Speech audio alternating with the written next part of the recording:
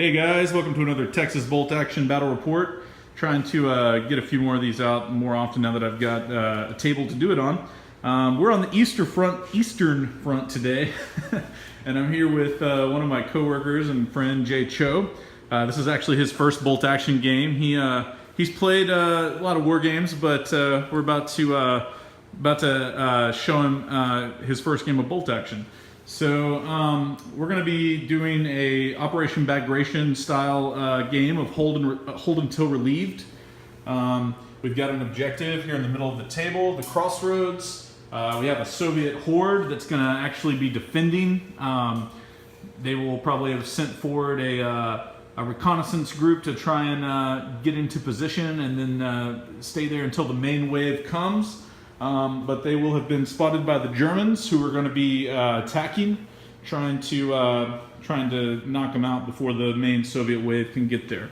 So I'm going to go ahead and go over what the Germans are rolling with. We've got 12 50-point lists. The Russians actually are looking at 1251 points, and the Germans are actually looking at 1256. That's just kind of how it worked out. But it's a friendly game, so you know.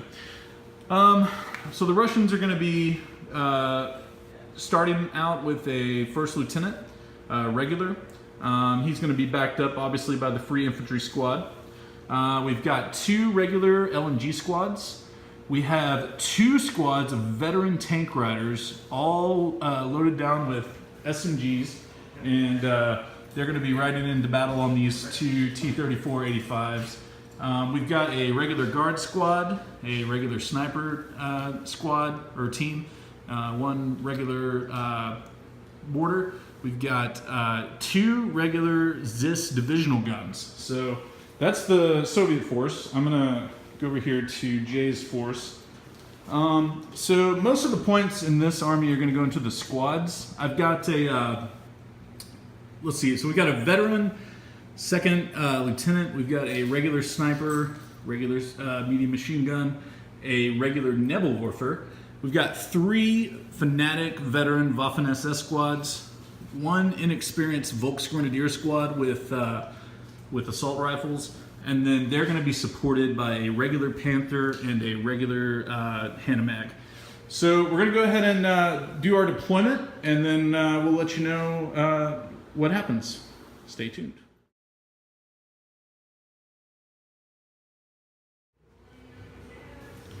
Okay, so we're back after the deployment, and the Russians have sent forth their conscripts, or their free rifle squad. They're going to be waiting inside of these ruins. We've got a sniper up in the top story of this rubble, looking out the window over the objective, and then we've got one of our LNG squads waiting right here in the rubble. Jay deployed all of his infantry. He took a Waffen-SS squad. Oh, sorry, yeah, not all of them. He took a Waffen-SS squad that he's hiding behind the woods out here on the Russians' extreme right flank. He's got a squad of Volksgrenadiers that he has decided to place as a shield in front of the medium machine gun, which is a very interesting tactic. And then he's got a Nebelwerfer covering the field, covering the objective. So that's pretty much what. Oh, and then over here he set up another Waffen-SS squad around behind the barn. So that's his plan, starting off, and then his first wave, which will be able to come on, or no, actually, sorry, in hold until relieved, the attacker actually doesn't get a first wave. They will be coming on in reserve. So he left his Tiger tank and a half-track full of veterans and an officer in reserve. The Russians decided to nominate their entire army as their first wave, so they will all be coming on in this next turn. And we're going to go ahead and play turn 1, and we will let you know what happens. So stay tuned.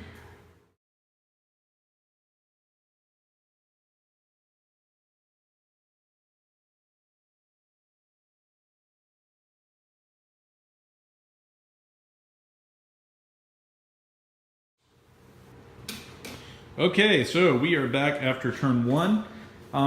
Pretty bloodless turn 1, surprisingly. I really thought Jay was going to just cause all kinds of hell with the Nebelwerfer, but he just did a lot more positioning. He did move his veterans up into these woods and try to take shots at my LMG squad, but he missed with every shot. So they were pretty good there. He also moved his Volksgrenadier over to this wall and just ran them up, and then the medium machine gun team opened up fire on the guys in the building. They decided to weather the fire, and they took one pin, but that was enough to cause them to fail their orders test whenever they tried to activate to fire on the Volksgrenadier. So that was unfortunate for the Russians. The sniper team took a shot at the veterans in the woods, but missed, so that was also unfortunate. Other than that, it was pretty much just a lot of positioning. One of the LMG teams came on the table and moved up in support of the conscripts in the rubble here, followed by their officer team, who were kind of commanding them where to go. We had both tanks with tank riders move onto the table, one on the far left flank and one on the middle of the table. This tank took a shot at the Nebelwerfer on the edge of the table, but missed, but it caused the Nebelwerfer to go down, so that was good. This T-34 85 took a shot at the SS squad that was sitting around the side of this building, but missed with everything. Actually, it did hit with its whole machine gun, but they were able to pass their orders test and move over into the farmyard. So that's where they're taking up their position. Meanwhile, the ZIS divisional guns are covering both flanks. One is covering this direction, and the other one right now is covering the road, just in case a Panther happens to appear. And then everybody else is pretty much staying where they are. We have the medium mortar team that moved into these woods, who can see the objective and see some of the stationary targets downfield. You also had a slight sniper battle. We did have a sniper battle. Good call. I always forget about people in buildings. You'll notice in the last video I actually forgot about that medium machine gun team in the building. This sniper took a shot at my sniper, and he hit him, he pinned him, but he unfortunately was unable to make the kill. So my little Velisi, I can't remember what the guy's name is, from Enemy at the Gates. Basically, anyway, he saw it just in the nick of time and ducked. So we're going to go ahead and start turn 2. Jay's reserves are going to start coming in, and it's probably going to get pretty bloody. There are rumors of a Panther making its way onto the table, and we still have one veteran squad and the German officers that have not arrived on the scene yet. So we're going to go ahead and play turn 2. Right now the objective is pretty much just contested, and we're going to find out what happens next, so stay tuned.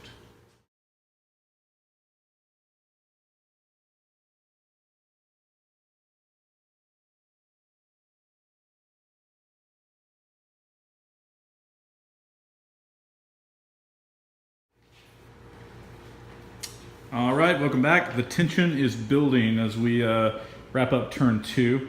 As you can see, the Russians moved on a little bit further, but they sustained some pretty heavy casualties and with some pretty demoralizing types of shots. I'll start with the Nebelwerfer, who opened up fire on the LMG squad once again, and this time found its mark, and the LMG team withered a pretty rough storm of rocket fire, but they managed to only sustain 2 casualties. Unfortunately, they could not get their act together, and they had to go down. The sniper team didn't take any fire from the Neb, but he did take another pin from the sniper, who is just keeps picking at him, and he was also unable to pass a morale test and fire back. So, meanwhile, over here on the flank, we have a German advance taking place, or a German push. The veterans moved out of the woods, moved up here to threaten the ZIS divisional gun and the guards. They're going to be supported by this half-track that has another veteran squad in it and an officer team. Meanwhile, over here, these guards did take shots at the veterans when they were in the woods and managed to kill their NCO, so he's out. Let's see, the tank riders jumped off of their tank, moved over here. We had a little firefight between the inexperienced squads earlier.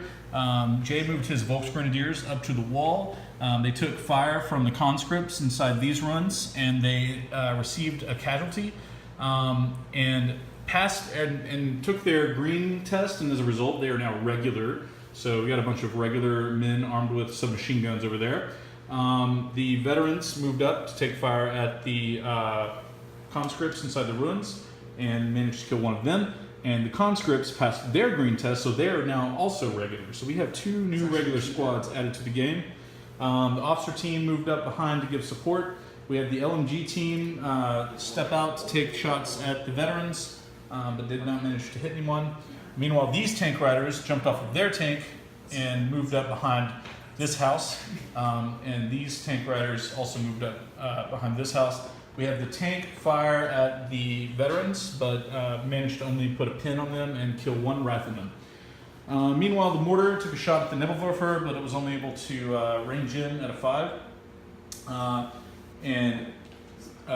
Let's see, the tank moved up, took shots at veterans, and managed to actually, I think did it put a pin? Did anybody hit? I don't think anybody hit with that tank's gun. No, the tank completely whipped everything. So, meanwhile, onto the field on the extreme flank came the Panther. So, first thing that happened was the Zis tried to spring its ambush, but suddenly realized that it was actually out of range. So I'm just going to give viewers a shot at this. We're talking about a clear shot all the way down the table with the side armor, and they were about 3 inches out of range. So that was unfortunate. This Zis did pass its orders test, or did spring its ambush, and it put a pin on the Panther, but the shot just bounced off the front, and the Panther is continuing its advance. It also returned the fire in kind and knocked this gun down to 2 men. So bad news for this pretty brave this divisional gun crew over here. So we're going to go ahead and play turn 3. There is a lot of tension building in this game. The center is I feel better about the center for the Russians than I do about the flank. We'll have to see how it plays out in turn 3. So we just cracked open a beer, so stay tuned. We're going to play this turn, and we'll let you know how it goes.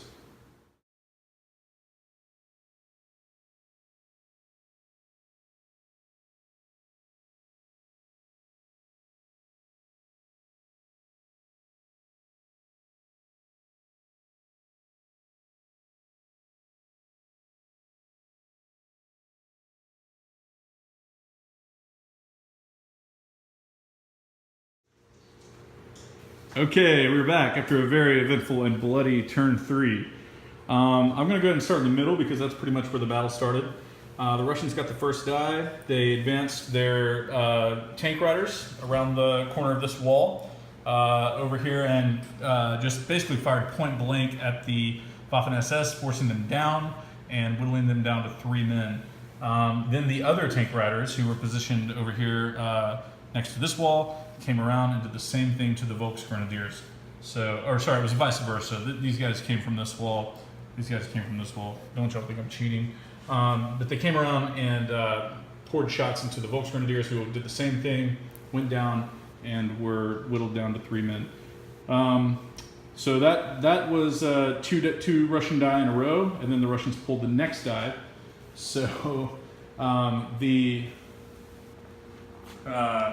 Zis divisional gun fired again at the Tiger, or at the Panther, managed to catch it on fire again, and the Panther actually just passed the fire order test, so it was fine. But then on the next die, which was also a Russian die, this tank pulled up and fired around into the Panther, set it on fire again, and this time the crew had to abandon the vehicle. So it was a group effort, and it was very dramatic.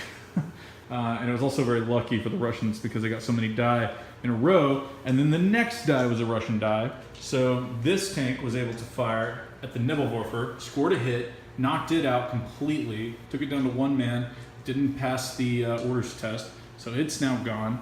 Meanwhile, over here on the flank, the guards took shots at the veterans, but didn't manage to kill anybody. The Zis divisional gun swung around, trying to hit trying to do an advance order to hit the veterans, but was unable to cause any damage. Actually missed. The veterans rolled up to, or Jay's veterans ran across the walls and assaulted the guards and knocked them out completely. The Hanamag pulled a right turn, moved up here, unloaded its officer and its one of its veteran squads. They took shots at the Russian T-34-85 and managed to set it on fire. It passed its fire test, so it's good to go. But then the veterans who thought they were in cover actually were completely out in the open to the conscripts in this building right here, and they managed to kill 2 of them and put a pin on them. So that's where it stands right now. Meanwhile, the LMG squad that was standing over here moved over to this side of the building, and the officer moved up behind its building. Actually, when the LMG team was moving, they did take fire from an ambush set by the MG42 over here that did manage to kill 1 man. So, meanwhile, the sniper battle ended finally when the German sniper finally scored a hit on the Russian sniper, so he is no more. And the LMG squad that's been taking so many rounds finally rallied, and they are finally should be good to go for this next turn. So they're going to need to be, because they've got some German veterans encroaching upon their territory. So we're going to go ahead and play turn 4. This has been a really intense beginning of the game. We could really use a turn that we're kind of aired out a little bit, but I don't think we're going to get it. I think this is going to be pretty intense and bloody all the way. So we're going to go ahead and play that turn, and we'll let you know how it goes. Stay tuned. All right, we're back. So turn 4 was even more decisive for the Russians.